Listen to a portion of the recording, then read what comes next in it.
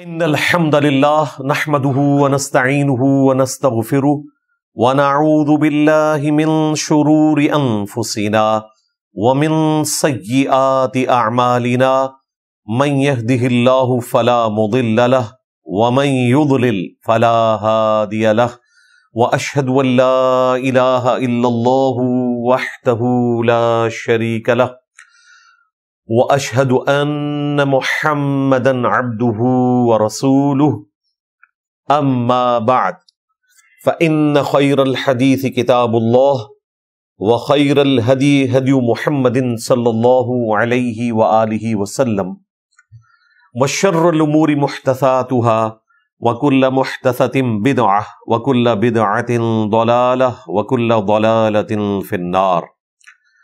اعوذ باللہ السمیع العلیم من الشیطان الرجیم من ہمزہ ونفخہ ونفثہ بسم اللہ الرحمن الرحیم رب اشرح لی صدری ویسر لی امری واحلل عقدۃ من لسانی یفقہوا قولی بسم اللہ الرحمن الرحیم ان اللہ وملائکتہ یصلون علی النبی یا ایہا الذین آمنوا صلوا علیہ وسلموا تسلیما اللہم صل علی محمد وعلی آل محمد کما صلیت علی ابراہیم وعلی آل ابراہیم انک حمید مجید اللہم بارک علی محمد وعلی آل محمد کما بارکت علی ابراہیم وعلی آل ابراہیم انک حمید مجید اللہم ربنا آتنا فی الدنیا حسنہ وفی الآخرة حسنة وقینا عذاب النار ربنا آتنا من لدنک رحمة وہیئ لنا من امرنا رشدا لا الہ الا انت سبحانک انی کنت من الظالمین حسبنا اللہ ونعم الوکیل یا حی یا قیوم برحمتک استغیث ولا حول ولا قوة الا باللہ العلی العظیم آمین۔ الحمدللہ آج 18 مئی 2025 کو سنڈے کے دن ہماری یہ قرآن کلاس نمبر 216 کی اسٹوڈیو ریکارڈنگ ہونے جا رہی ہے۔ آج انشاءاللہ تعالی ہم سورہ طٰہٰ کی آیت نمبر 80 سے آنورڈ سٹارٹ لیں گے۔ پچھلی دفعہ گفتگو کنکلوڈ ہوئی تھی کہ اللہ تبارک و تعالی نے بنی اسرائیل کو فرعون کے ظلم سے نجات دی، فرعونی غرق کیے گئے سمندری جھیل میں، اور اہل ایمان کو موسیٰ علیہ السلام کے ساتھیوں کو اللہ تعالیٰ نے بچا لیا۔ اور اس کے بعد اب بنی اسرائیل پر اللہ تعالیٰ اپنے احسان کا ذکر کر رہا ہے کہ کئی سو سال تم نے غلامی کی فرعون کی، اب اللہ تعالیٰ نے تمہیں نجات دی ہے، تو اللہ تعالیٰ کے پیغمبر کی پیروی کرو، اس کی وحی کی طرف توجہ کرو، اپنے معاملات کو بہتر کرو۔ اور اس کے بعد حضرت موسیٰ علیہ السلام کو جو اللہ تعالیٰ نے کوہ طور پر بلایا اس کا ذکر خیر ہوگا، اور ان کے پیچھے سے جو سامری جادوگر تھا اس نے جو کچھ کیا اور بنی اسرائیل کو فتنے میں مبتلا کیا، 70,000 کے قریب موسیٰ علیہ السلام کے ساتھی ایک دن میں مرتد ہوئے، اور ان کی توبہ کی قبولیت یہ ٹھہری کہ ہر قبیلے کے لوگ اپنے اپنے ان قبیلے کے لوگوں کو قتل کریں گے قتل مرتد کی سزا میں، کہ جنہوں نے یہ شرک اختیار کیا۔ کیونکہ پیغمبر کے آنے کے بعد چونکہ حق واضح ہو جاتا ہے، اس کے باوجود اگر کوئی اس طرح کا راستہ اختیار کرتا ہے تو پھر اس کی توبہ اسی صورت میں قبول ہوگی کہ اسے قتل کیا جائے۔ دنیا میں یہ قانون اسٹیبلش ہوگا اور آخرت میں انشاءاللہ ان کی بخشش ہو جائے گی۔ اعوذ باللہ من الشیطان الرجیم بسم اللہ الرحمن الرحیم یا بنی اسرائیل، اے اولاد یعقوب، بنی اسرائیل، اسرائیل سیدنا یعقوب علیہ السلام کا لقب تھا. قد انجیناکم من عدوکم، بے شک ہم نے تمہیں تمہارے دشمن سے نجات دی. وواعدناکم جانب الطور الایمن، اور ہم نے تم سے وعدہ کیا کوہ طور کی دائیں جانب کا. مراد یہ کہ حضرت موسیٰ علیہ السلام کو اللہ تعالیٰ نے کوہ طور پر بلایا. تو بنی اسرائیل پر جو احسان ہے وہ ان کے پیغمبر کے ذریعے ہوا کہ اللہ تعالیٰ نے تورات عطا فرمائی. وَنَزَّلْنَا عَلَيْكُمُ الْمَنَّ وَالسَّلْوَىٰ، اور ہم نے اتارا تم پر من اور سلوا. من جو ہے یہ آپ سمجھ لیں کاربوہائیڈریٹس تھے، اور سلوا پروٹینز تھیں ان کے لیے. رات کے وقت ریگستان میں جو شبنم کے قطرے پڑتے تھے وہ بوندیوں کی شکل میں میٹھے ہو جاتے تھے، اس کو وہ کھاتے تھے. یہ ان کے لیے کاربوہائیڈریٹس تھے، اور پروٹینز ان کو مل جاتے تھے پرندوں کی شکل میں. سلوا چھوٹے چھوٹے پرندے تھے جو جھنڈ کے جھنڈ وہاں آتے تھے اور بڑی آسانی سے ان کو شکار کر لیتے تھے. ریگستان میں آپ کے پاس کھانے پینے کے لیے اگر کچھ نہ ہو تو موت آپ کا مقدر ہے. تو اللہ تعالیٰ نے غیبی طور پر ان کے کھانے پینے کا بندوبست کیا کہ وہاں ان کو خوراک دی. پلس گرمی سے بچانے کے لیے مسلسل ایک بادل ان کے اوپر سایہ کیے رکھتا تھا. اور وہ بندے کو تھوڑے نہیں تھے، 6 لاکھ کا لشکر تھا. 50 ہزار کے 12 قبیلے تھے، جو 12 بیٹے تھے حضرت یعقوب علیہ السلام کے. اب اللہ تعالیٰ اپنے احسان کا ذکر کر رہا ہے بنی اسرائیل پر جو اللہ تعالیٰ نے کیا.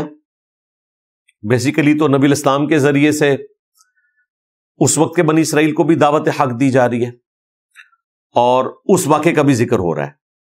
کلوا من طیبات ما رزقناکم، کھاؤ ان پاکیزہ چیزوں میں سے جو ہم نے تمہیں روزی کے طور پر عطا کی ہیں. ولا تطغوا فیہ، اور اس میں حد سے تجاوز نہ کرو. فیحل علیکم غضبی، ورنہ تم پر میرا غضب آ جائے گا. اور ایسا ہوا. بعد میں اصحاب سبت کو جو اللہ تعالیٰ نے آزمایا تھا اس کا ذکر آلریڈی گزر چکا ہے سورۃ الاعراف کے اندر، باقی صورتوں میں بھی آئے گا. وہاں اس آزمائش میں بڑے تھوڑے لوگ پورے اترے، اور انہوں نے ہفتے کے شکار کے معاملے میں حد سے تجاوز کیا، جس کی وجہ سے اللہ تعالیٰ نے انہیں بندر اور خنزیر بنا دیا. اگر تم نے حد سے تجاوز کیا تو میرا غضب پھر تمہارے لیے حلال ہو جائے گا. وَمَن يَحْلِلْ عَلَيْهِ غَضَبِي، اور جس کے لیے میرا غضب حلال ہو گیا، فقد ہوا، تو پھر وہ تباہ و برباد ہو کر رہتا ہے. اس کا پھر اینڈ جو ہے وہ تباہی ہوتا ہے. وَإِنِّي لَغَفَّارٌ لِمَن تَابَ وَآمَنَ، اور بے شک میں ضرور بخشنے والا ہوں اس کے حق میں جو توبہ کرے اور ایمان لائے. وَعَمِلَ صَالِحًا، اور نیک عمل کرتا رہے. ثُمَّ اهْتَدَىٰ، اور پھر ہدایت کے اوپر ثابت قدم رہے. یہ اللہ تعالیٰ کی طرف سے انسٹرکشنز بنی اسرائیل کے لیے جو نبی الاسلام کے مبارک زمانے میں تھے، ان کے لیے دعوت حق، اور موسیٰ علیہ السلام کے زمانے کے جو رہنے والے تھے ان کے ساتھی بنی اسرائیل، ان کے لیے بھی دعوت حق. اب آیت نمبر 83 سے آنورڈ سامری جادوگر کا ذکر آ رہا ہے، جس نے بنی اسرائیل کو فتنے میں مبتلا کیا. باوجود اس کے کہ وقت کا پیغمبر ان میں موجود ہے، پھر بھی انہوں نے راہ حق سے جب اناد کیا تو اللہ تعالیٰ کا عذاب ان پر آیا، اور ان کی توبہ اس صورت میں قبول ہوئی کہ ہر قبیلے والا اپنے قبیلے کے ان لوگوں کو قتل کرے گا جو مرتد ہوئے، جنہوں نے بچڑے کو رب مان لیا. اب یہ سارے لوگ وہ تھے جو حضرت موسیٰ علیہ السلام کے اصحاب تھے، اور یہ کوئی سینکڑوں کی تعداد میں نہیں تھے، 70,000 کے قریب لوگ تھے جو ایک دن میں مرتد ہوئے اور وہ سب کے سب قتل کیے گئے۔ اب توبہ تو قبول ہوئی ہے لیکن بڑی تکلیف کے ساتھ، دنیا میں تو تکلیف کاٹنی پڑی، کتنی عورتیں بیوہ ہو گئیں، کتنے بچے یتیم ہو گئے، لیکن ان لوگوں کی آخرت بن گئی جن کو قتل کیا گیا، کیونکہ ان کی توبہ یہی تھی۔ دنیا میں سزا اسٹیبلش ہوئی، آخرت کے عذاب سے وہ بچ گئے۔ وَمَا أَعْجَلَكَ عَنْ قَوْمِكَ يَا مُوسَى، اور اے موسیٰ تم نے کس وجہ سے جلدی کی اپنی قوم سے؟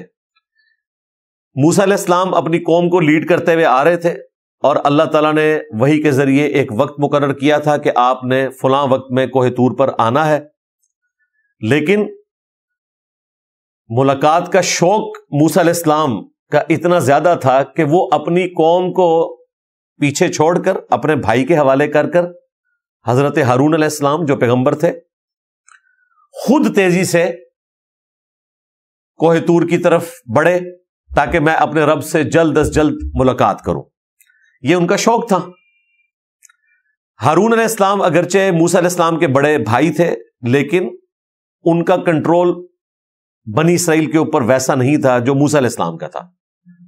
اوور آل لیڈرشپ ان کے حوالے تھی، ان کی طبیعت اور ان کی مینجمنٹ بھی بڑی اسٹرانگ تھی۔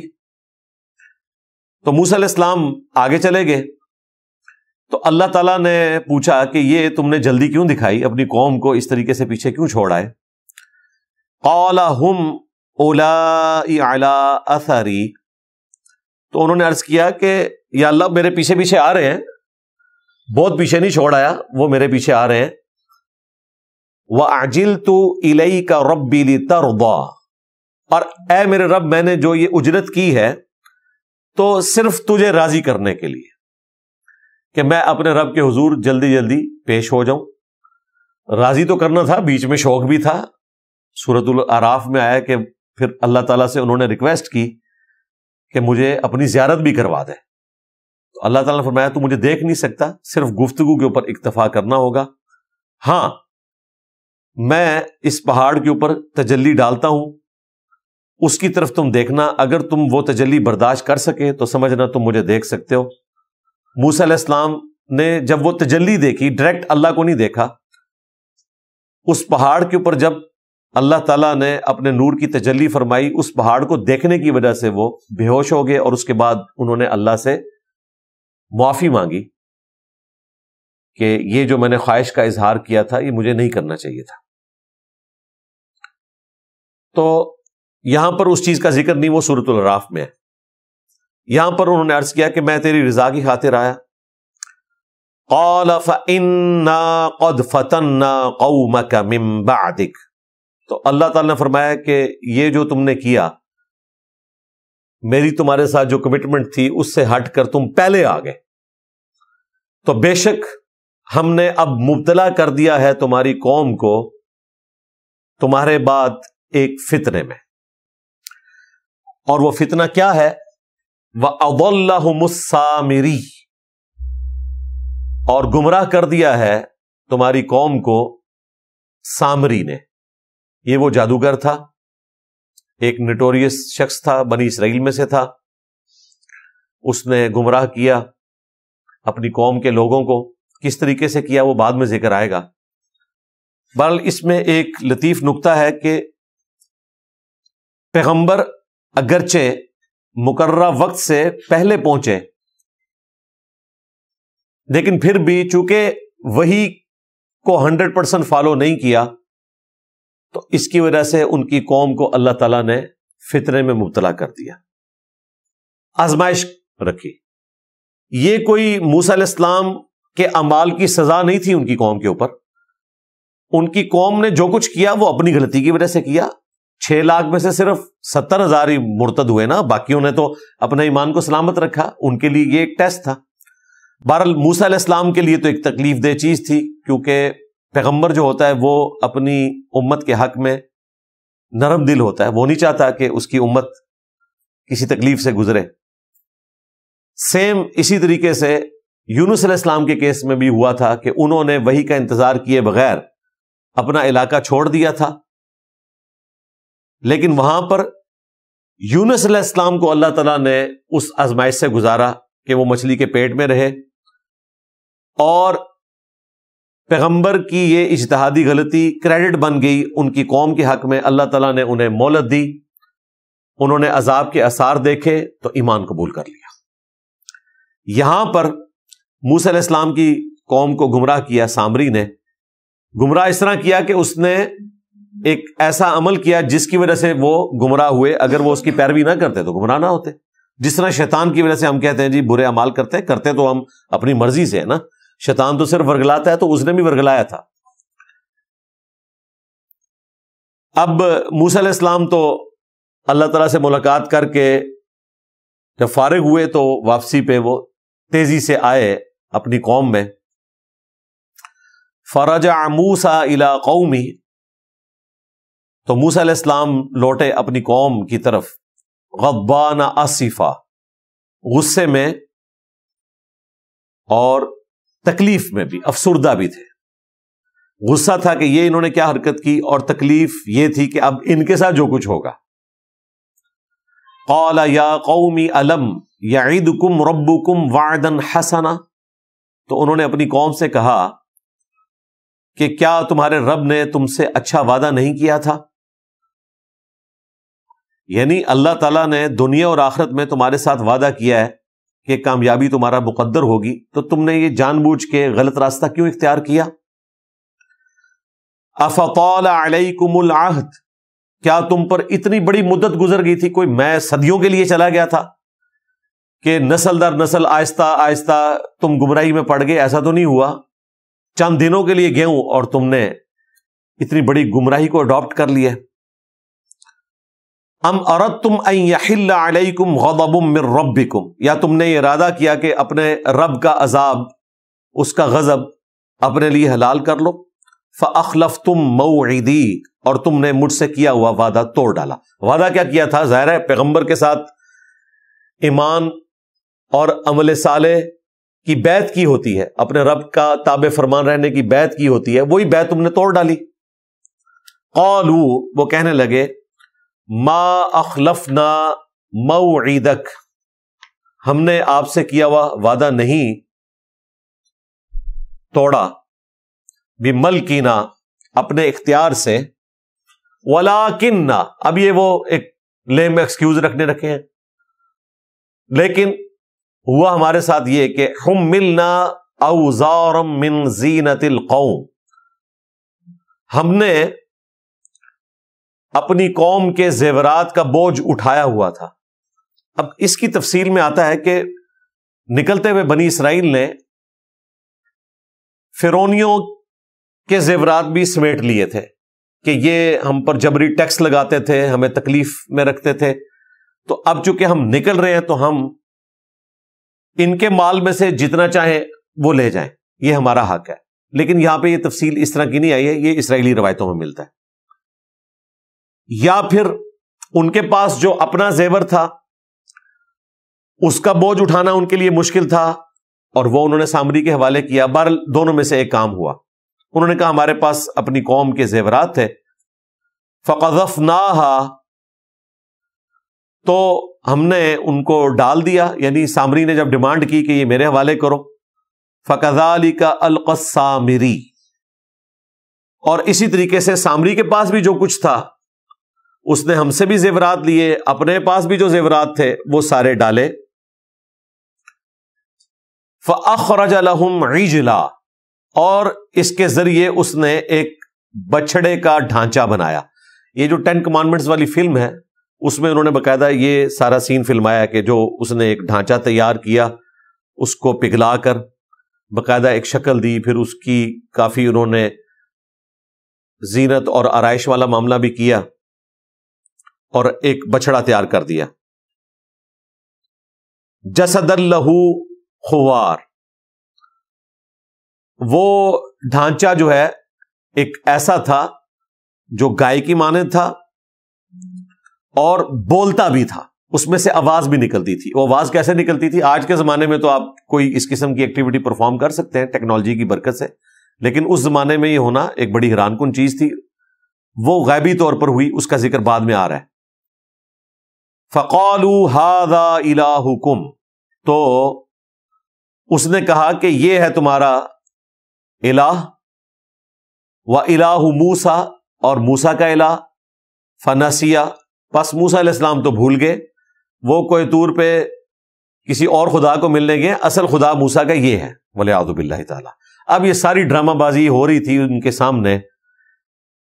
پیغمبر کی موجودگی میں ہارون علیہ السلام اور موسیٰ علیہ السلام بھی تھوڑے عرصے کے لیے گئے تھے، فوت نہیں ہو گئے تھے، پھر بھی انہوں نے یہ گمراہی اختیار کر لی. اب اللہ تعالیٰ اس پہ ورڈک دے رہا ہے. افلا یرون، کیا انہوں نے نہیں دیکھا، اللہ یرجع الیہم قولا، کہ وہ ان کی کسی بات کا جواب نہیں دے سکتا. ولا یملک لہم ضرا ولا نفعا، اور نہ وہ ان کے کسی نقصان کا مالک ہے نہ نفع کا. ایسی مت ماری ہوئی ہے کہ ایک ڈھانچہ ہے، اس میں سے آواز آ رہی ہے، نہ وہ چلتا پھرتا ہے نہ ہلتا ہے، اور نہ ایسا ہے کہ آپ اس سے کوئی بات کریں تو آپ کو وہ اس بات کا جواب دے. جسٹ اس میں سے ایک گائے کی سی آواز نکل رہی ہے بس. کسی نے اس پہ ایکسپیریمنٹ بھی پرفارم کرنے کی کوشش نہیں کی کہ اگر یہ خدا کا کوئی بت ہے دھیان کرنے کے لیے تو یہ ہماری باتوں کا جواب بھی تو دے گا. اس سے پہلے سورۃ الاعراف میں گزر چکا ہے کہ جب موسیٰ علیہ السلام اپنی قوم کے ساتھ سمندری جھیل کو کراس کر کے ایک جگہ سے گزرے تو وہاں انہوں نے چند لوگوں کو پایا وہ بتوں کے اوپر اعتکاف کیے ہوئے تھے. تو ساتھیوں نے کہا کہ آپ ہمارے لیے بھی کوئی اللہ کا بت مقرر کر دیں تاکہ ہم اس پہ دھیان رکھ کے بیٹھیں. یہ دھیان والا معاملہ آج تک چل رہا ہے.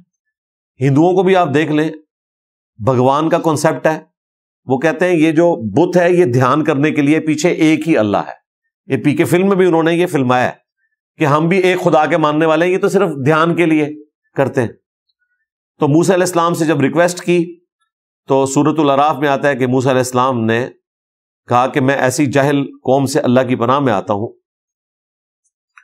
اور اسی بات کا ذکر جامع ترمذی میں آتا ہے، جب نبی علیہ السلام غزوہ حنین کے لیے جا رہے تھے تو صحابہ کرام نے کہا کہ جس طرح مشرکین عرب درخت کے ساتھ اسلحہ لٹکاتے ہیں برکت کے لیے، ذات انوات ایک جگہ تھی وہاں پہ، آپ بھی ہمارے لیے کوئی ایسا درخت مقرر کر دیں. تو آپ نے فرمایا آج تم نے وہی بات کر دی جو موسیٰ علیہ السلام کے ماننے والوں نے کی تھی کہ ہمارے لیے خدا کا ایک کوئی بت مقرر کر دیں جس پہ ہم اعتکاف کر سکیں، دھیان کر کے بیٹھیں کنسنٹریشن کے لیے. پھر آپ علیہ السلام نے فرمایا کہ تم بھی اگلے لوگوں کے رستے پر چل پڑو گے، قدم با قدم، بالشت بر بالشت. اور یہ آگے والے الفاظ بخاری مسلم میں بھی ہیں، حتیٰ کہ ان میں سے کوئی گوہ کے سوراخ میں داخل ہوا تو تم بھی وہی کام کرو گے. تو صحابہ کرام نے پوچھا یہ اگلے لوگوں سے مراد کیا یہود و نصارہ ہیں؟ آپ نے فرمایا اگر وہ مراد نہیں تو اور کون سے لوگ مراد ہیں. تو یہاں پر دیکھ لیں کہ موسیٰ علیہ السلام سے پہلے انہوں نے ڈیمانڈ کی، موسیٰ علیہ السلام نے اس وقت بھی ان کو سمجھایا، اور حالت یہ ہے کہ جب انہیں موقع ملا تو انہوں نے وہی غلطی کر بھی دی. حالانکہ اس سمجھانے کو کافی سمجھنا چاہیے تھا، لیکن نہیں، جو غلطی انہوں نے کرنی تھی وہ کی. غلطی کیا کی؟ اپنی دنیا اور آخرت برباد کر لی. وہ تو اللہ تعالیٰ نے ان کی توبہ قبول کی، لیکن اس چیز کے بدلے میں کہ انہیں قتل کیا جائے گا. وَلَقَدْ قَالَ لَهُمْ هَارُونُ مِنْ قَبْلِ، اور بے شک موسیٰ علیہ السلام کے آنے سے پہلے ہارون علیہ السلام نے بھی بنی اسرائیل سے کہا تھا، یا قوم، اے میری قوم، انما فتنتم بہ، تمہیں تو فطرے میں مبتلا کیا گیا ہے اس بچڑے کے ذریعے. وَإِنَّ رَبَّكُمُ الرَّحْمَٰنُ، اور بے شک تمہارا رب تو وہ رحمان ہے. فَاتَّبِعُونِی، پس اتباع کرو. وَأَطِیعُوا، اور میری پیروی کرو. امری، میرے حکم کی. یعنی موسیٰ علیہ السلام سے پہلے ہارون علیہ السلام بھی ان کو سمجھا چکے تھے، لیکن وہ ان کے قابو میں نہیں تھے. سیدنا ہارون علیہ السلام کی اس گفتگو کے جواب میں ان کی قوم نے کہا قالوا لن نبرح علیہ عاکفین، انہوں نے کہا کہ ہم تو اسی طریقے سے اعتکاف کریں گے، عبادت پہ جمے رہیں گے اس بچڑے کی، حتی یرجع الینا موسیٰ، یہاں تک کہ موسیٰ علیہ السلام واپس نہ آ جائیں۔ اب ہونا تو چاہیے تھا کہ موسیٰ علیہ السلام کا اگر اتنا درد تھا تو بھائی ان کا انتظار کرنے کے بعد آپ کوئی اس قسم کی حرکت کرتے، حرکت کے اوپر ڈٹے ہوئے ہیں، اور ہارون علیہ السلام کے منع کرنے کے باوجود ان کے آگے یہ بہانہ لگا رہے ہیں کہ موسیٰ علیہ السلام آئیں گے تو ہم بچڑے کی عبادت سے رکیں گے، اس وقت تک ہم یہی شرکیہ کام کرتے رہیں گے۔ جب کسی کی مت ماری جائے تو پھر وہ اس قسم کے جوابات دیتا ہے۔ اب موسیٰ علیہ السلام جب واپس آئے ہیں تو پہلا غصہ تو انہوں نے ظاہر ہے اپنے بھائی کے اوپر نکالنا تھا۔ قال یا ہارون، موسیٰ علیہ السلام نے کہا اے ہارون، ما منعک اذ رأیتہم ضلوا، تجھے کس چیز نے منع کیا جبکہ تو نے دیکھا کہ یہ لوگ گمراہ ہو چکے ہیں، اللہ تتبعن، کہ تو فوراً میرے پیچھے چلا آتا، یعنی تیرا کام تھا کہ جب یہ تیرے قابو نہیں آ رہے تو میرے پیچھے آتا، مجھے بتاتا۔ افعصیت امری، کیا تو نے میرے حکم کی نافرمانی کی؟ قال، تو ہارون علیہ السلام نے جواباً کہا یبن ام، اے میری ماں جائے، یعنی ماں کامن تھی تو اپنی ماں کے رشتے کا حوالہ پیش کیا ان کو ٹھنڈا کرنے کے لیے، ظاہر ہے ماں کا ذکر آئے تو انسان ویسے ہی ٹھنڈا ہو جاتا ہے۔ لا تأخذ بلحیتی ولا برأسی، میری داڑھی اور سر کے بالوں کو مت پکڑو۔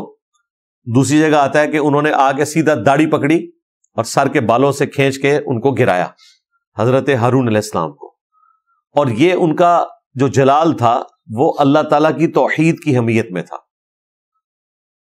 پیغمبر کی توہین کرنا مقصود نہیں تھا، اور موسیٰ علیہ السلام تو خود بھی پیغمبر تھے۔ اب یہی واقعہ اگر صحیح بخاری میں لکھا ہوتا تو منکرین احادیث اس کا مذاق اڑاتے ہیں کہ یہ کیسے ہو سکتا ہے کہ اللہ کا پیغمبر جو اخلاق کے اعلیٰ ترین درجے پر ہوتا ہے وہ اپنے بھائی کو جو کہ پیغمبر بھی ہو اس طرح ٹریٹ کرے کہ اس کی داڑھی کے بال کھینچے اور سر کے بالوں سے اسے گرائے۔ یہ تو لگتا ہے کہ اسلام کے خلاف سازش ہوئی ہے، کسی نے داخل کر دی ہے۔ اب قرآن میں ہے، ماننا پڑتا ہے، اب وہ اس کی تعویل کریں گے کہ نہیں جی بشری تقاضا تھا، ایسا ہو سکتا ہے۔ تو اس قسم کے واقعات جب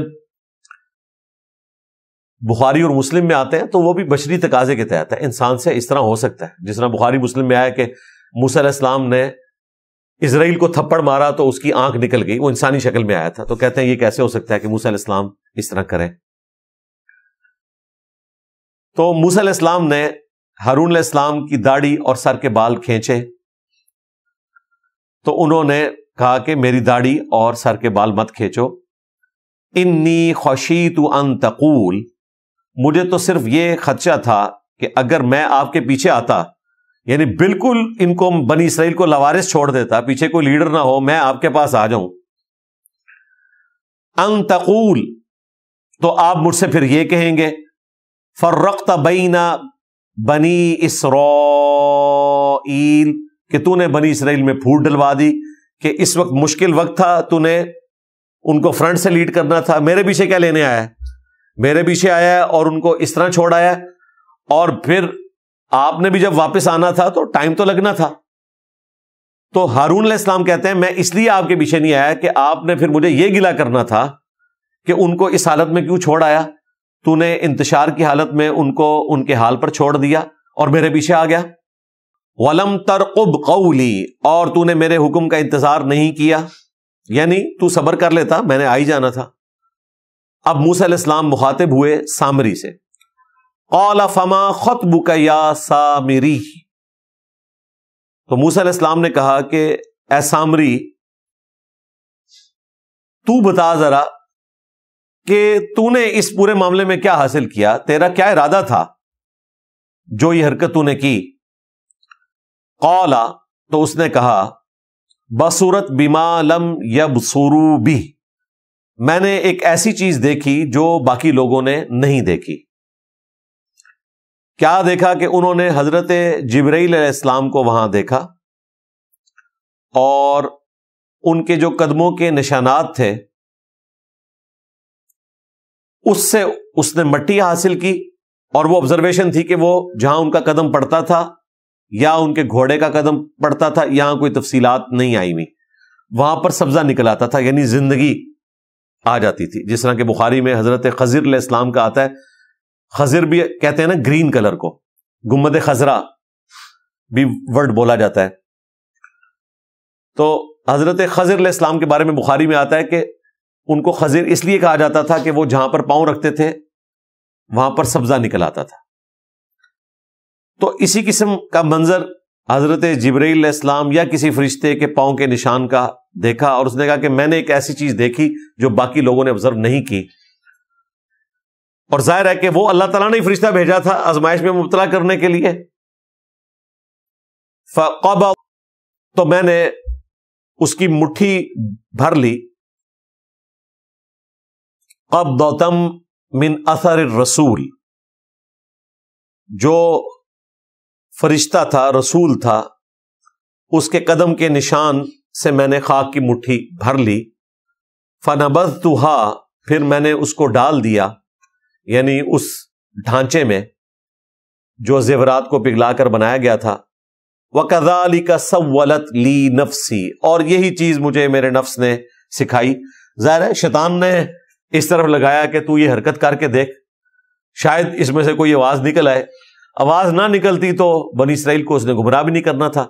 اللہ تعالیٰ نے ایک آزمائش بنائی کہ اس نے جب وہ مٹھی ڈالی مٹی کی جو فرشتے کے قدم کا نشان تھا، تو ایک طرح کی زندگی اس بچڑے میں بھی پیدا ہو گئی، لیکن پرفیکشن کے ساتھ نہیں تھی کہ وہ انسانوں سے کلام کرے، سوال کا جواب دے، نہیں، بس صرف اس نے گائے کی طرح بولنا شروع کر دیا، جس طرح گائے بولتی ہے.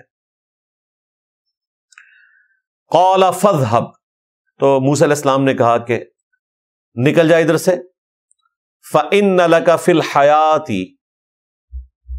اس زندگی میں تمہارے لیے اب یہ سزا ہے اللہ تعالیٰ کی طرف سے، ان تقول لا مساس، کہ تو نے یہ کہنا ہے کہ مجھے کوئی ہاتھ نہ لگائے. اس سے جو بھی ہاتھ ملاتا تھا اس کا بخار اور تیز ہو جاتا تھا، اس کو مسلسل بخار رہنا شروع ہو گیا. اللہ نے اس کو تکلیف میں ڈال دیا، حتیٰ کہ اگر کوئی اس کے ساتھ ہمدردی کرنے کے لیے اس کے پاس آتا تھا تو وہ چیختا تھا کہ مجھے کوئی ہاتھ نہ لگائے، میرے کوئی قریب نہ آئے، کیونکہ اس کی وجہ سے اس کا بخار اور بڑھ جاتا تھا. یہ سزا تھی کہ وہ اب اکیلا رہے. وَإِنَّ لَكَ مَوْعِدًا لَن تُخْلَفَهُ، اور بے شک تیرے لیے یہ ایک دردناک عذاب کا وعدہ ہے جس کی خلاف ورزی نہیں ہوگی. تو دنیا میں اللہ تعالیٰ نے اس کو ذلیل و خوار کیا. اسی سے وہ کنسیپٹ نکلا ہے اچھوت کی بیماری، کوئی میرے قریب نہ آئے. جس طرح وہ متعدی امراض ہوتے ہیں جن کی وجہ سے لوگوں کو قبیلے سے نکال دیا جاتا ہے کہ باقی لوگوں کو مرض نہ لگ جائے، اس کے ساتھ وہی والا معاملہ ایک دوسری شکل میں ہوا کہ کوئی میرے قریب نہ آئے، میرے بخار میں اضافہ ہوتا ہے. تو وہ خود ہی ٹوٹ گیا، بنی اسرائیل سے الگ ہو گیا، اور پھر اسی اکیلے پن میں اسے قسم پرسی کے ساتھ موت آ گئی. ظاہر ہے پیغمبر کی مبارک زبان سے اس کے لیے یہ ایک بدعا نکلی تھی، اللہ تعالیٰ نے سزا دی. وانظر الی الہک الذی ظلت علیہ عاکفا، اور اب دیکھ میں تیرے اس جھوٹے معبود کے ساتھ کیا کرتا ہوں جس پر تو نے اعتکاف کیا. لنحرقنہ، بے شک ضرور بالضرور ہم اسے جلا ڈالیں گے. ثم لننسفنہ فی الیم، اور پھر جو بھی اس کی راکھ ہوگی یا وہ پگھل کر جو بھی اس کی حالت بنی بھی ہوگی، صرف میٹل نہیں تھا، باقی اس کی انہوں نے آرائش بھی کی ہوئی تھی، وہ سارے کا سارا آپ سمجھ لیں را فارم میں واپس آ جائے گا. اس کو پھر ہم ڈال دیں گے فی الیم نصفا، سمندر کے اندر غرق کر دیں گے اس راکھ کو.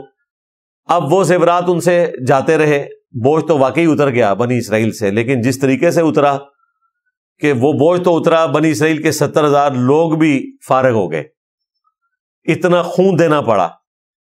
اس کے لیے ہمارے استاد ڈاکٹر اسرار صاحب ایک ٹرم یوز کرتے تھے، پرجنگ، صفائی ہوئی بنی اسرائیل کی، کہ جو اس قسم کے لوگ تھے جو کمزور ایمان والے تھے، تھوڑی سی بات پہ بہک گئے، ان سے اللہ تعالیٰ نے بنی اسرائیل کو پاک کر دیا، لیکن ان کی مغفرت ہو گئی، ان کی توبہ قبول ہو گئی اس سزا کے بدلے میں۔ انما الہکم اللہ الذی لا الہ الا ہو، تمہارا معبود تو نہیں ہے مگر وہ اللہ کہ جس کے سوا کوئی اور معبود نہیں، وہی عبادت کے لائق ہے، اکیلا اللہ۔ وسع کل شیء علما، اور اس نے ہر چیز کو اپنے علم سے گھیرا ہوا ہے۔ کذالک نقص علیک من انباء ما قد سبق، یوں ہی ہم بیان کرتے ہیں اے محبوب صلی اللہ علیہ وآلہ وسلم آپ سے خبریں ان لوگوں کی جو آپ سے پہلے گزر چکے۔ وَقَدْ آتَيْنَاكَ مِن لَّدُنَّا ذِكْرًا، اور ہم نے آپ کو اپنی طرف سے ایک نصیحت نامہ دیا ہے اس قرآن کی شکل میں، جس میں فکر آخرت بھی ہے اور اگلے لوگوں کے واقعات ہیں جو آپ سے پہلے لوگ گزر چکے۔ یعنی یہ اس بات کی دلیل ہیں واقعات کہ آپ کو اللہ تبارک و تعالیٰ نے وحی کے ذریعے یہ چیزیں بتائی ہیں اور آپ اللہ کے پیغمبر ہیں، ورنہ وحی کے بغیر کوئی شخص اپنے زمانے سے کم از کم 2000 سال پرانا واقعہ تو بیان نہیں کر سکتا۔ آلموسٹ موسیٰ علیہ السلام اور رسول اللہ صلی اللہ علیہ وآلہ وسلم میں 2000 سال کا فرق ہے، یہ آپ کے نبی ہونے کی دلیل ہے۔ من اعرض عنہ، جو شخص اعراض کرے گا اللہ تعالیٰ کی وحی سے قرآن کی شکل میں جو ہم نے آپ کو دی ہے، فَإِنَّهُ يَحْمِلُ يَوْمَ الْقِيَامَةِ وِزْرًا، تو بے شک وہ قیامت کے دن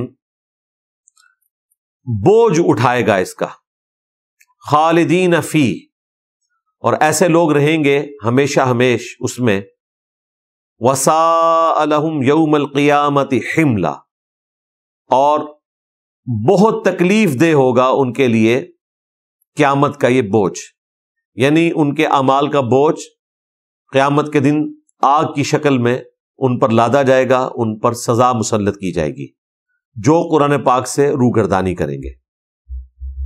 یوم ينفخ فی الصور، اس دن جب کہ سور پھونکا جائے گا، وَنَحْشُرُ الْمُجْرِمِينَ يَوْمَئِذٍ زُرْقًا، اور ہم مجرموں کو جمع کر لیں گے میدان محشر میں اس حال میں کہ ان کی آنکھیں نیلی ہوں گی، یعنی اوسان خطا ہوں گے، ان کے پریشان حال ہوں گے، ہوائیاں اڑی ہوں گی۔ اللہم حاسبنا حسابا یسیرا، آمین۔ اللہم انا نعوذ بک من عذاب جہنم ومن عذاب القبر ومن فتنة المحیا والممات ومن شر فتنة المسیح الدجال، آمین۔ یتخافتون بینہم ان لبثتم الا عشرا، چپکے چپکے آپس میں سرگوشیاں کریں گے اور کہیں گے کہ ہم دنیا میں تو نہیں رہے مگر 10 دن۔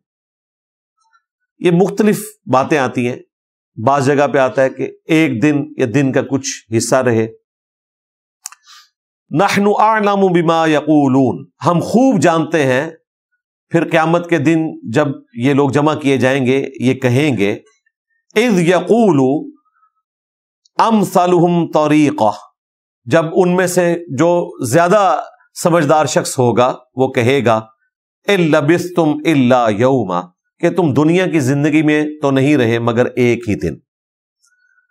اور یہ بھی ظاہر ہے سمجھانے کے لیے، ورنہ میں نے آپ کو بتایا کہ صرف قیامت کا دن جو ہے وہ 50,000 سال کا دن ہے۔ دنیا میں اگر کوئی شخص 60 سال کی زندگی بھی پائے تو بمشکل 3 منٹ کی زندگی وہ بنتی ہے، صرف آخرت کے دن کے مقابلے پر۔ ابھی جو جنت اور جہنم کا فیصلہ ہونا ہے وہ تو انفینٹ لائف ہے، وہ تو صحیح مسلم میں حدیث ہے کہ دنیا اور آخرت کی مثال ایسی ہے جیسا کہ کوئی شخص سمندر میں انگلی ڈبوئے تو جو انگلی کے ساتھ پانی لگتا ہے بس وہ دنیا کی زندگی ہے، اور سمندر انفینٹ آخرت کی زندگی ہے.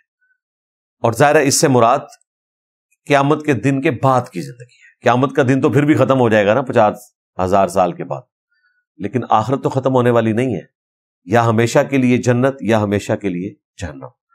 وَلِعَاذُ بِاللَّهِ تَعَالَى. وَيَسْأَلُونَكَ عَنِ الْجِبَالِ، اور اے محبوب صلی اللہ علیہ وآلہ وسلم یہ آپ سے پہاڑوں کے بارے میں پوچھتے ہیں. فَقُلْ يَنْسِفُهَا رَبِّي نَسْفًا، تو آپ فرمائیے کہ میرا رب ان پہاڑوں کو بھی جڑوں سے اکھاڑ کر پھینک دے گا. دوسری جگہ آتا ہے کہ یہ دھنکی ہوئی اون کی طرح پہاڑ ہوں گے. ظاہر ہے گریوٹی ڈسٹرب ہو جائے گی، زمین کو بالکل چٹکل میدان بنا دیا جائے گا. جس طرح راکھ اڑ جاتی ہے اس طریقے سے اتنے بڑے بڑے پہاڑ. ظاہر ہے اس پلانٹ ارتھ پہ اللہ کی مخلوقات میں سب سے اگر کوئی دیو قامت چیز ہے، سب سے اگر کوئی مضبوط چیز ہے تو پہاڑ ہے. پہاڑ سے زیادہ تو کوئی مضبوط چیز نہیں ہے. اس لیے دیکھیں پاکستان نے جو اپنے اٹامک بلاسٹ کیے تھے وہ چاگی کے پہاڑوں میں کیے تھے، اس میں ٹنل کھودی تھی، ورنہ تو تابکاری پھیل جاتی ہے.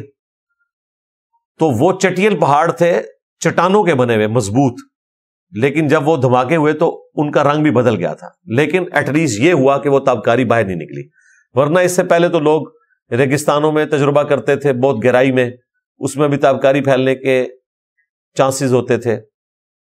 بعض نے یہ تجربات کیے سمندر میں اور اس میں لاکھوں مچھلیاں مر گئیں، تابکاری بھی پھیلی، اس وجہ سے پھر اس کو بین کیا گیا. بہرحال قیامت کے دن ایک مشکل وقت ہوگا انسانیت کے لیے کہ میدان محشر اسی زمین پر لگے گا اور اس زمین کو چٹیل کرنے کے لیے پہاڑوں کو راکھ کی طرح اڑا کے رکھ دے گا اللہ تعالی. فَيَذَرُوهَا قَاعًا صَفْصَفًا، پس کوئی اونچی جگہ کوئی بھی پہاڑی نہیں بچے گی مگر اسے ہموار میدان اللہ تعالیٰ کر دے گا. لا ترى فيها عوجا ولا امتا، اور پھر تمہیں یہ زمین نظر آئے گی اس حال میں کہ کوئی نہ اس میں موڑ ہوگا اور نہ کوئی اونچی جگہ ہوگی. دور دور تک جس طرح آپ سمندر کے کنارے کھڑے ہوتے ہیں نا صرف پانی نظر آتا ہے نا، اس طرح یہ پوری زمین میدان محشر بن جائے گی اور اسی زمین کے اوپر انسانیت کا حساب و کتاب ہونا ہے. میدان محشر اسی زمین پہ لگنا ہے. اللہ تبارک و تعالی اگلے اور پچھلے سارے انسانوں کو زندہ کرے گا اور اسی میدان محشر میں ان کو جمع کر دیا جائے گا. یومئذ یتبعون الداعی لا عوج لہ، اس قیامت کے دن سب کے سب لوگ پیروی کریں گے ایک پکارنے والے کی، اور اس پکار سے کوئی روگردانی نہیں کر سکے گا. اللہ تعالیٰ کی طرف سے کوئی فرشتہ اناؤنسمنٹ کرے گا اور لوگ چاہتے نہ چاہتے ہوئے ایک ہی طرف دوڑتے چلے جائیں گے.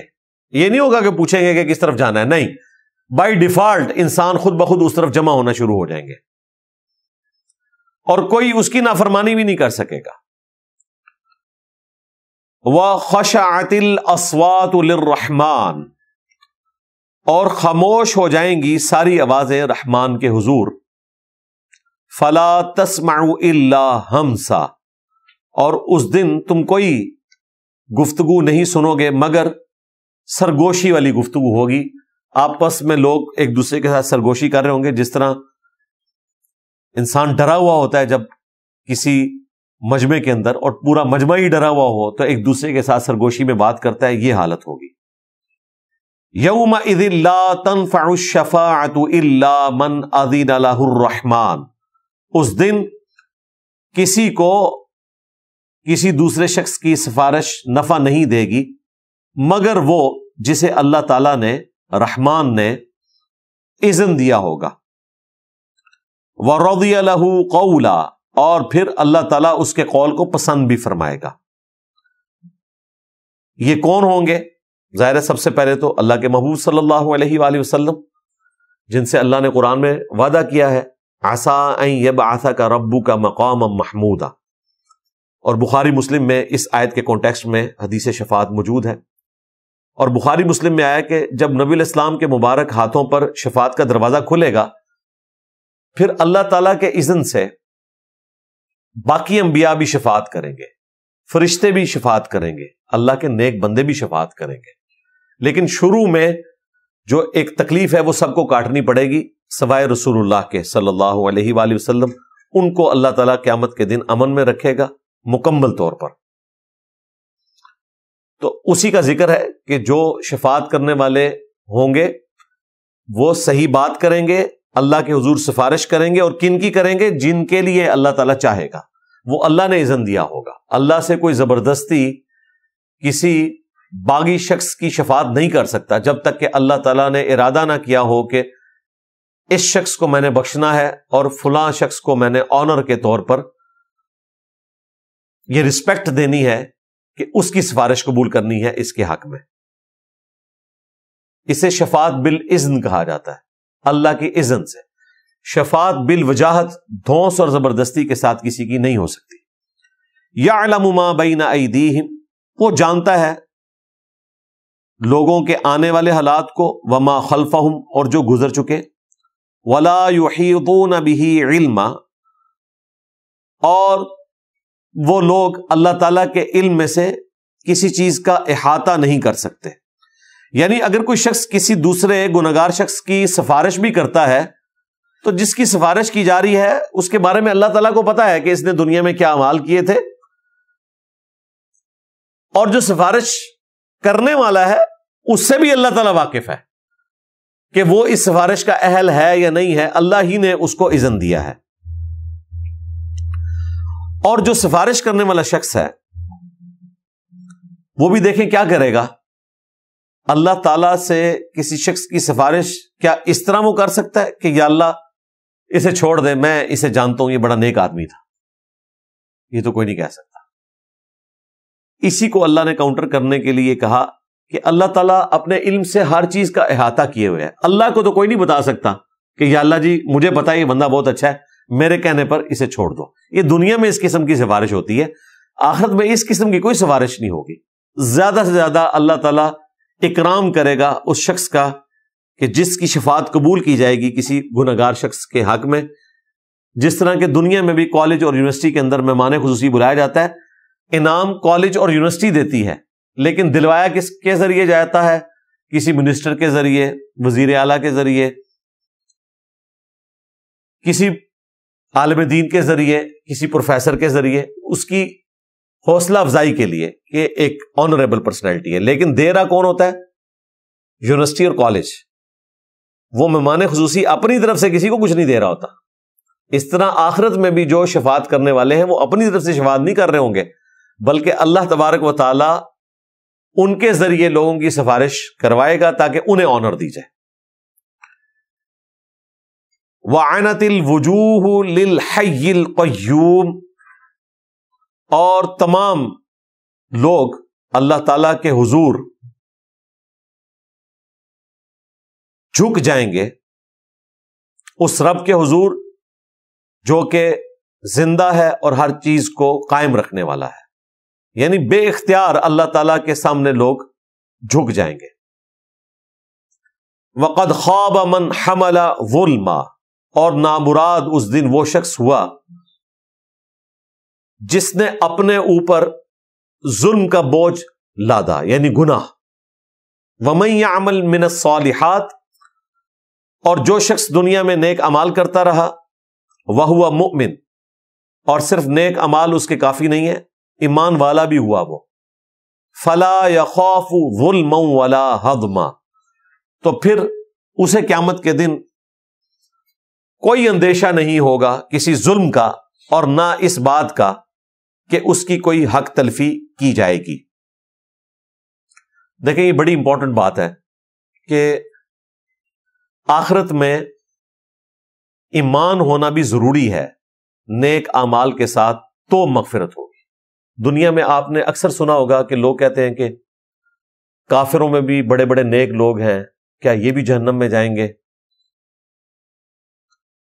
ان کو نیک اعمال کی جزا کیا ملے گی؟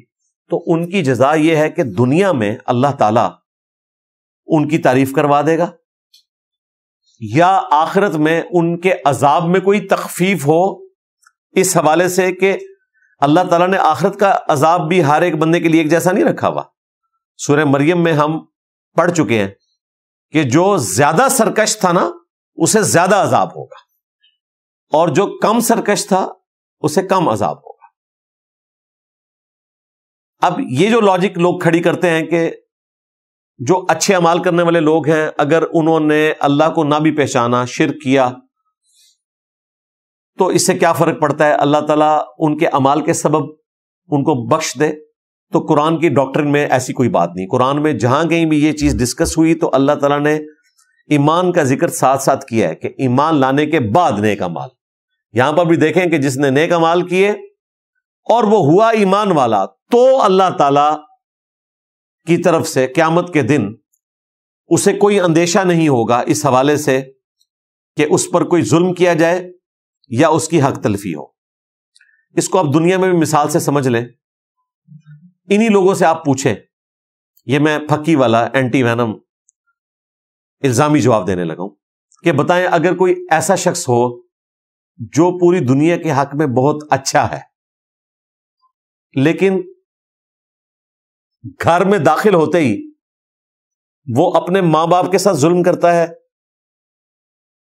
اپنے بیوی بچوں کے ساتھ ظلم کرتا ہے، انہیں مارتا ہے، پیٹتا ہے، گالی گلوچ کرتا ہے، لیکن دنیا میں صاحب اخلاق وہ مشہور ہے، گھر سے باہر ہر مشکل میں اپنے دوستوں کے وہ کام آتا ہے،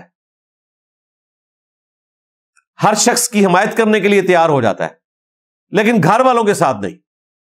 ماں باپ کو بھی گالیاں نکالتا ہے، بیوی بچوں کو بھی گالیاں نکالتا ہے، ان کو مارتا ہے، پیٹتا ہے، اور ان کے ساتھ ظلم کا معاملہ رکھتا ہے۔ تو دنیا کا کوئی انسان ایسے شخص کو اچھا انسان نہیں کہے گا، وہ کہے گا یہ کون سی اچھائی ہے، تو ایکٹنگ ہے۔ اگر وہ اپنے گھر والوں کے لیے اچھا نہیں ہے، باہر اچھا بھی ہوا تو کیا؟ اب میرا ایک معصومانہ سوال ہے، یہ ماں باپ کی نعمت، اولاد کی نعمت، بیوی کی نعمت جس اللہ نے آپ کو دی ہے، اگر آپ اس اللہ کا حق ادا نہیں کرتے تو آپ کیسے اچھے انسان ہو سکتے ہیں؟ آپ پوری دنیا کا حق ادا کریں، اپنے بیوی بچوں ماں باپ کا حق ادا نہ کریں تو آپ انتہائی برے انسان ہیں ان لوگوں کی نظر میں جو بڑے پازیٹو بنتے ہیں۔ تو بھائی جس نے یہ ساری نعمتیں دی، سب سے بڑھ کر مجھے پیدا کیا، مجھے صحت کی نعمت دی، مجھے یہ زندگی انجوائے کرنے کے مواقع دیے، بیوی بچوں کی شکل میں نعمت دی، ماں باپ کی شکل میں شفقت فرمائی، یہ سب کچھ کس نے دیا؟ اس اللہ نے۔ اگر میں اس کا حق نہیں ادا کرتا تو چاہے میں اپنے ماں باپ کے لیے بھی اچھا ہوں، بیوی بچوں کے لیے بھی اچھا ہوں، پوری دنیا کے لیے اچھا ہوں، تو میں ایک اچھا انسان نہیں ہوں، کیونکہ نعمتیں دینے والے شخص کا میں نافرمان ہوں۔ جس طرح کہ آپ لوگ بھی یہ سمجھتے ہیں کہ ماں باپ بیوی بچوں کے ساتھ جو برا سلوک کرے پورے معاشرے کے لیے وہ اچھا انسان ہو، وہ اچھا انسان نہیں ہے جب تک کہ اپنے ماں باپ بیوی بچوں کے ساتھ صحیح طریقے سے پیش نہ آئے۔ تو ماں باپ بیوی بچوں سے بڑھ کر جس کا احسان ہے ہم پر، وہ رب ہے جس نے یہ ساری نعمتیں مجھے دی ہیں اور سب سے بڑھ کر زندگی کی نعمت دی ہے۔ اگر میں اس کے حق میں اچھا نہیں ہوں نا تو پھر میں ایک برا انسان ہوں۔ تو توحید، ایک خدا کو ماننا، اس کی شناخت حاصل کرنا، اس کے احکامات کی پیروی کرنا، یہ اگر ہم حق ادا نہیں کرتے تو ہم ایک اچھے انسان نہیں ہیں، اور ایسے انسان کو واقعتاً دوزخ ہی میں جانا چاہیے، چاہے وہ پوری دنیا کے لیے بھی اچھا ہو، کیونکہ جس نے ساری نعمتیں دی اس کے حق میں وہ اچھا ثابت نہیں ہوا۔ یہ لاجیکل ہے۔ اگلے دن وہ غامدی صاحب سے کسی نے پوچھا کہ 60 سال کے شرک کی سزا، ہمیشہ کی جہنم، یہ عدل نہیں لگتا۔ 60 سال کے جرم کی سزا 60 سال کی جہنم ہونی چاہیے تھی۔ تو غامدی صاحب نے بڑا پیارا جواب دیا کہ یہ جرم کی لینتھ کے اوپر سزا نہیں ہے، جرم کی انٹینسٹی کے اوپر سزا ہے۔ یہ جرم ہی اتنا بڑا ہے، گاڈ کا ڈینائل کرنا، کہ اس کی سزا اتنی ہی بنتی ہے، کیونکہ خدا کا انکار کر رہے ہیں آپ۔ یہ وہ کام تھا جو نہیں کرنے والا تھا، کائنات کی ہر چیز اپنے رب کے ہونے پر گواہی دیتی ہے، اور آپ اسی کا انکار کریں یا اس کو مانیں لیکن اس کی نہ مانیں، تو آپ کی جزا یعنی کہ سزا، عربی میں جزا کا لفظ ہی استعمال ہوتا ہے، سزا کے لیے بھی اور انعام کے لیے بھی، وہ ہمیشہ کی جہنم ہونی چاہیے۔ اللہم اجرنا من النار، اللہم من احییتہ منا فاحیہ علی الاسلام ومن توفیتہ منا فتوفہ علی الایمان۔ اللہ تعالیٰ سے دعا ہے جو حق بات میں نے کہی ہمارے دلوں میں راسخ فرمائے، اگر جذبات میں میرے منہ سے کوئی غلط بات نکل گئی تو اللہ تعالیٰ ہمارے دلوں سے اسے دھو ڈالے، ہمیں معاف بھی فرما دے، ہمیں کتاب و سنت کی تعلیمات پر عمل کر کے دوسرے بھائیوں تک پہنچانے کی توفیق عطا فرمائے۔ سبحانک اللہم و بحمدک، اشہد ان لا الہ الا انت، استغفرک و اتوب الیک، وما علینا الا البلاغ المبین۔ جزاکم اللہ خیرا۔